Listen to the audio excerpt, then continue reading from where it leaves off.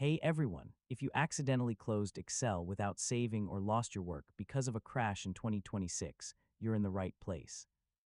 In this guide, I'll show you how to recover unsaved Excel files step by step. First, reopen Microsoft Excel. In many cases, Excel automatically detects unsaved files and shows the document recovery panel. If the document recovery panel appears, select the latest version of your workbook. Yeah, this is often the quickest way to restore lost work. If the recovery panel doesn't appear, go to File, then Info, and click Manage Workbook.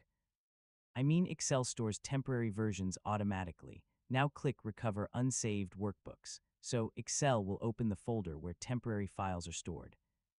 Open the file you need and save it immediately with a new name. Temporary files can be deleted automatically if you wait too long. Next, make sure AutoRecover is enabled. Yeah, this feature helps protect your work from unexpected shutdowns. If you still can't find your workbook, search for temporary Excel files on your computer. Some files may be stored in the temp folder. If you're using OneDrive or another cloud service, check the version history. Cloud backups can help restore previous versions.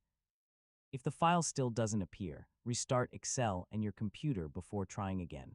So this can refresh temporary recovery data. To avoid losing files in the future, enable AutoSave and save your work regularly. Yeah, this provides extra protection against crashes, and that's it.